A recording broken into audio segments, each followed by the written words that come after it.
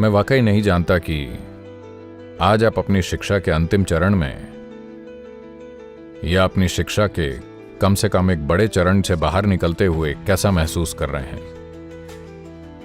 क्योंकि जब मैं विश्वविद्यालय में पढ़ता था तो मैं अपने दीक्षांत समारोह में नहीं गया था।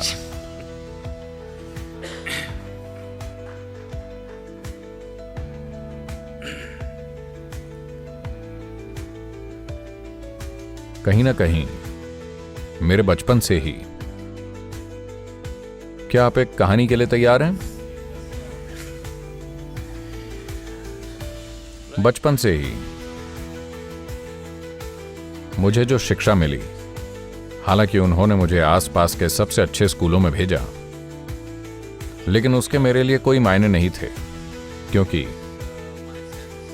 लोगों को सुनने और देखने की मेरी समझ ऐसी थी, जब शिक्षक केमिस्ट्री, बायोलॉजी, गणित या जिस भी चीज के बारे में बोल रहे होते थे, तो मैं एक बात साफ तौर पर देख सकता था कि वो जो कुछ भी कह रहे थे उसके उनके लिए कोई मायने नहीं थे। और मैं ऐसे किसी व्यक्ति की बात सुनने को तैयार नहीं था जो ऐसी बातें कर रहा हो जिसके उसके अपने आप के लिए कोई मायने ना हो। तो मैं हमेशा शिक्षक को देखता था, अगर वो अपना दिल लगाता था तो मैं वहां रहने को तैयार हूं, वरना मैं बाहर निकल जाता था। क्योंकि मैं कहीं ना कहीं, मेरे दिन का एजेंडा बहुत सारी चीजों से भरा होता था। 24 घंटे में बहुत सी चीजें होती थीं। मैं किसी ऐसे व्यक्ति की बात सुनने में 1 घंटा या 5 मिनट भी खर्च करने को तैयार नहीं हूं जो कुछ ऐसा कह रहा हो जिसका उसके लिए कोई मायने ना हो। भले ही वो बकवास कर रहा हो, उससे फर्क नहीं पड़ता। अगर वो उसके लिए कुछ मायने रखता है तो मैं उसे सुनने को तैयार हूं। लेकिन अगर वो ऐसी महान बातें कर रहा है जिनका उसके लिए कोई मायने नहीं है, तो मैं उसकी बात सुनने को तैयार नहीं हूं। तो इसी वजह से मैंने, आपकी शिक्षा पूरी हो चुकी है तो मैं बात कर सकता हूं। मैंने अपने कॉलेज के लगभग 90% घंटे बाहर बिताए, केवल 10% अंदर। जब मैंने किसी को जुनून के साथ कुछ बोलते देखा, सिर्फ तभी मैं वहां गया, वरना मैं बाहर होता। अब ये शिक्षा मैं डॉक्टर मजूमदार और यहां के कुछ लोगों से बार बार कह रहा हूं। मुझे ये देखकर खुशी हुई कि कोई व्यक्ति अपने काम के बारे में जुनून के साथ बात कर रहा है। कोई इससे फर्क नहीं पड़ता कि वो जो कर रहे हैं वो सही है, गलत है, ठीक है, परफेक्ट है या नहीं, लेकिन किसी ने इसमें अपना दिल लगाया है, ये ठीक है। क्योंकि मानव जीवन इसलिए सुंदर नहीं बनता क्योंकि हम सही चीजें करते हैं। मानव जीवन सुंदर इसलिए बनता है क्योंकि हम जो कर रहे हैं उसमें अपना दिल लगाते हैं। इससे फर्क नहीं पड़ता कि हम क्या कर रहे हैं, चाहे हम फर्श साफ कर रहे हो या देश को मैनेज कर रहे हो या हम जो भी कर रहे हो, हम जो कर रहे हैं उसमें अगर अपना दिल लगा रहे हैं तो वो गतिविधि करना शानदार है। तो मुझे लगता है कि ये एक सौभाग्य है कि मैंने अभी कुछ लोगों को देखा है। मुझे उम्मीद है कि यहां हर कोई उसमें अपना दिल लगा रहा है जो वो कर रहा है। और ऐसे माहौल में रहना जहां लोगों में अपने काम के प्रति जुनून है, अपने आप में बहुत समृद्ध करने वाला है। अब जब आप दुनिया में कदम रख रहे हैं तो ऐसा नहीं है कि आप नहीं जानते, लेकिन खैर, दुनिया में आप अब एक अलग आयाम में कदम रख रहे हैं जो अब तक आप जैसे रहे उससे अलग है। एक बार जब आप दुनिया में कदम रखते हैं तो बहुत सारी गंदगी मौजूद होने वाली है। भ्रष्टाचार है, बकवास है, हर जगह बहुत सारी चीजें हो रही हैं। कुछ लोगों का एक वर्ग है, लोगों का एक खास वर्ग, जिन्हें इस गंदगी से एलर्जी हो जाएगी। वो इसे बर्दाश्त नहीं कर सकते। वो आमतौर पर हिमालय की ओर भागते हैं क्योंकि उन्हें गंदगी से एलर्जी है। वो इसे बर्दाश्त नहीं कर सकते। वो हर चीज शुद्ध चाहते हैं, लेकिन ऐसा नहीं होगा क्योंकि दुनिया की गंदगी किसी न किसी तरह से हमारे दिमाग में घुस गई है। हम उस गंदगी को सशक्त करें या नहीं, हमारे पास बस यही विकल्प है। लेकिन हम गंदगी से बच नहीं सकते, ये मौजूद है। सारी बकवास जो दुनिया में हो सकती है वो आप अपने दिमाग में जानते हैं, है ना? तो लोगों का एक वर्ग एलर्जी विकसित कर लेता है और भागने की कोशिश करता है, जो वो वाकई कभी नहीं कर सकते। लोगों का एक और वर्ग, दुर्भाग्य से लोगों का एक बड़ा हिस्सा, अपनी खुद की फिलॉसफी बना लेता है। वैसे भी दुनिया गंदगी से भरी है, चलो मैं भी गंदगी बन जाता हूं। तो वो उसमें शामिल हो गए हैं, वो गंदगी से जुड़ गए हैं। जिसे हम गंदगी कहते हैं, वो भी बहुत शानदार खाद हो सकती है। पता है, भारतीय आध्यात्मिकता ने हमेशा कमल को प्रतीक के रूप में इस्तेमाल किया है। कमल का फूल हमेशा भारतीय आध्यात्मिकता के लिए मुख्य प्रतीक रहा है। कमल का फूल ही क्यों? कमल का फूल सबसे अच्छा वहां उगता है जहां गंदगी ज्यादा होती है। ये गंदगी जो बदबूदार है, जिसे आप सहन नहीं कर सकते, उसने खुद को सुगंधित सुंदर फूल में बदल दिया है। ये विकल्प हमारे जीवन में हर पल हमारे पास भी है। हम जिस माहौल में रहते हैं, अगर वो हमारा निर्माण करता है, तो हम खुद को मैनेजर नहीं कह सकते।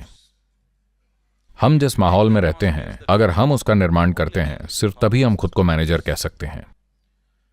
मैनेजर होने का मतलब है कि हम जो भी सबसे खूबसूरत चीज देखते हैं, उसे अभी बनाने जा रहे हैं। परिस्थितियों को आपको गढ़ने देना मैनेजमेंट बिल्कुल नहीं है। जो परिस्थितियां हम चाहते हैं, उन्हें पैदा करना मैनेजमेंट है। जैसा कि उनमें से कई लोगों ने कई बातें कही हैं, शिक्षा की ये प्रक्रिया, अब जीवन को एक गति मिल रही है कि शिक्षा समाप्त हो गई है। आप जीवन के एक नए आयाम में कदम रख रहे हैं। एक्साइटमेंट है, और किसी नई चीज में कदम रखना हमेशा सुंदर होता है, जिसके बारे में आपको लगता है कि वो शानदार होने जा रही है। लेकिन हमने ज्यादातर लोगों के जीवन में जो देखा है, अब मान लीजिए किसी को नौकरी मिल गई। पहले दिन जब वो गए और इस सीट पर बैठे, तो ये सीट दुनिया की सबसे शानदार जगह थी। लेकिन कुछ ही साल के भीतर उसी सीट पर वो ब्लड प्रेशर, डायबिटीज, अल्सर और क्या क्या नहीं पैदा कर रहे हैं। ऐसा इसलिए नहीं है कि हम जो काम करते हैं उसमें कुछ गलत है। ऐसा इसलिए नहीं है कि जिस दुनिया में हम रहते हैं उसमें कुछ गलत है। It is simply because we have not paid sufficient attention to ourselves. We have paid too much attention to what is outside. ऐसा सिर्फ इसलिए है क्योंकि हमने खुद पर पर्याप्त ध्यान नहीं दिया है। हमने उस पर बहुत अधिक ध्यान दिया है जो बाहर है। दुनिया में सफल होने के लिए लोग हमेशा सोचते हैं कि महान आकांक्षाएं आपको सफल बना देंगी। आकांक्षा तो बस एक शुरुआती चीज है। बस इसलिए कि आप सफलता की, समृद्धि की आकांक्षा रखते हैं, बस इसलिए कि आप खुशहाली की आकांक्षा रखते हैं, तो यह आपको मिलेगी, ऐसा नहीं है। सफलता, समृद्धि और खुशहाली इसलिए आती है क्योंकि आपने खुद को उन चीजों को बनाने के काबिल बनाया है। हर कोई आकांक्षा रखता है। दुनिया में कौन सफलता की आकांक्षा नहीं करता? हर कोई चाहता है। सड़क पर भिखारी भी सफल भिखारी बनने की कोशिश कर रहा है, क्या ऐसा नहीं है? हर इंसान उसकी आकांक्षा करता है, लेकिन सिर्फ वही लोग जिन्होंने खुद को काबिल बनाया है वो सफल होंगे। खुद को काबिल बनाना सिर्फ मैनेजमेंट कौशल और दूसरी चीजों के मामले में ही नहीं, बल्कि उसकी जरूरत भी है, लेकिन एक इंसान के तौर पर खुद को इस योग्य बनाना कि आप परिस्थितियों से अछूते गुजर सकें। कमल के फूल की तरह बनना। भले ही आप सबसे गंदी परिस्थितियों में ही क्यों ना हो, अपनी सुंदरता और सुगंध को कायम रखना। अगर कोई ये कर सकता है तो वो इस जीवन में अछूता रहकर तैर सकता है। अगर किसी के पास ये नहीं है तो जीवन उसे कई तरीकों से खा जाएगा।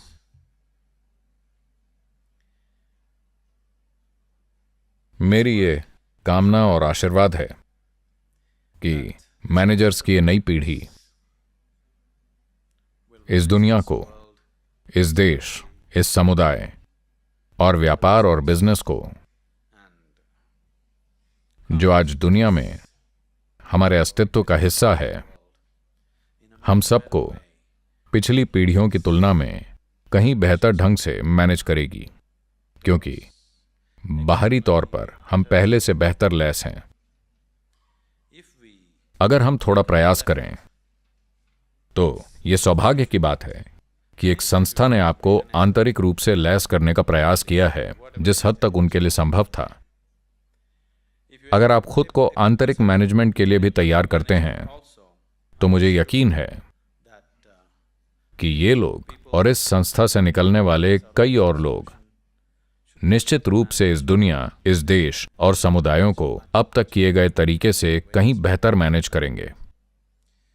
जब मैनेजमेंट की बात आती है तो परफेक्ट मैनेजमेंट जैसी कोई चीज नहीं होती। बात बस इतनी है कि अगर लोग खुद को पूरी तरह से उस काम में लगा दें जो वो कर रहे हैं तो चीजें घटित होंगी। अभी डॉक्टर कार्तिकेयन वहां ईशा फाउंडेशन में जो हो रहा है उसे देखने के बाद वो हमसे इसी तरह से जुड़े। ये फाउंडेशन पूरा युवा लोगों द्वारा चलाया जाता है। भारत और देश के बाहर हमारे सैकड़ों केंद्र हैं। सब कुछ बहुत युवा लोगों द्वारा मैनेज किया जाता है।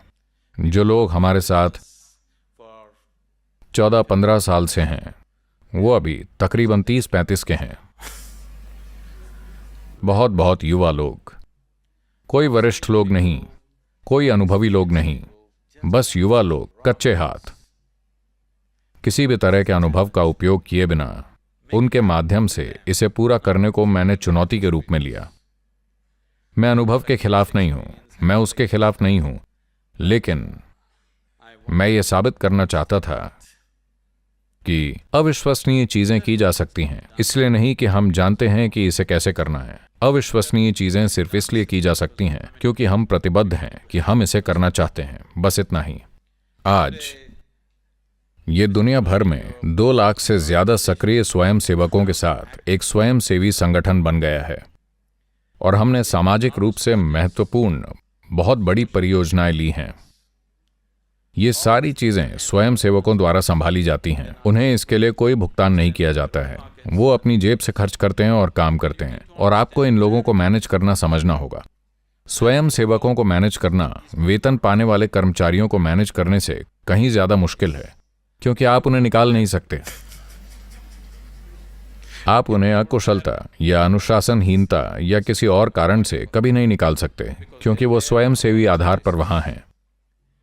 तो जो लोग इन स्थितियों को संभालते हैं वो बिना किसी योग्यता के बहुत युवा लोग हैं।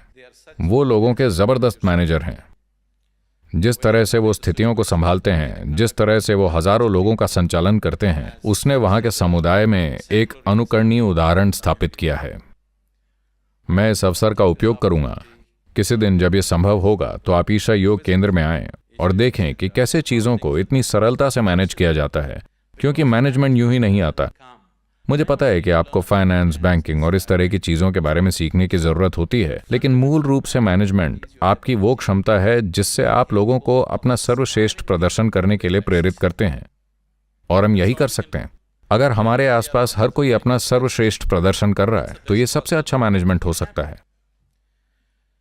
तो ये हेर फेर से नहीं आने वाला है, ये सिर्फ समर्पण से आने वाला है, ये सिर्फ प्रेम से आने वाला है। ये सिर्फ इसलिए आने वाला है क्योंकि आप उस व्यक्ति को अपना 100% देने के लिए तैयार हैं जो उस पल आपके बगल में है। ओह, क्या ये संभव है?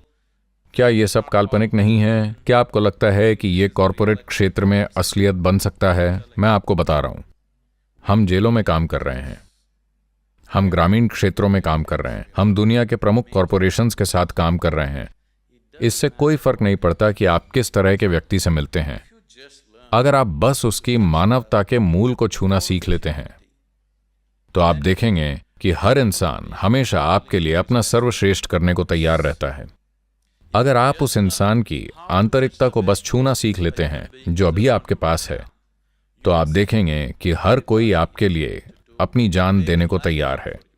जब आपके आसपास के लोग आपसे प्रेम करते हैं और वो आपके लिए सर्वश्रेष्ठ करना चाहते हैं, सिर्फ तभी आपको मैनेजमेंट करते समय अल्सर नहीं होगा। अगर आपके आसपास के लोग आपको नीचे खींचने की कोशिश कर रहे हैं तो आपको वैसे भी स्थितियों को मैनेज करने की कोशिश में अल्सर हो जाएगा। क्या ऐसा नहीं है?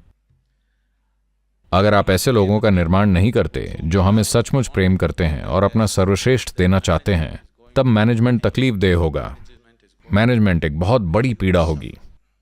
जब हमारे आसपास के लोग वास्तव में आपके लिए सर्वश्रेष्ठ करना चाहते हैं, सिर्फ तभी मैनेजमेंट शानदार तरीके से हो सकता है। ये मेरी कामना और मेरा आशीर्वाद है कि आप सब स्वयं अपने और अपने आसपास की दुनिया के सचमुच शानदार मैनेजर बने।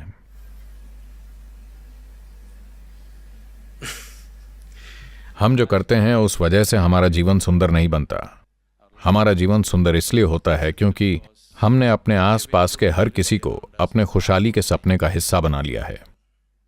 मुझे उम्मीद है कि आप सब सचमुच सफल और स्वस्थ बनेंगे। जिस भी तरह से आंतरिक तकनीकों के साथ अगर आपको किसी भी तरह की मदद की जरूरत है तो हम हमेशा आपके लिए उपलब्ध हैं। इस संस्थान में आकर मुझे बहुत खुशी हुई। मैं कई कॉलेजों में गया हूं, लोग एक जैसे ही हैं, लेकिन आज की दुनिया में आंतरिक खुशहाली के लिए प्रतिबद्धता की भावना के साथ संस्थान बनाना, मैं बहुत खुश हूं। धन्यवाद।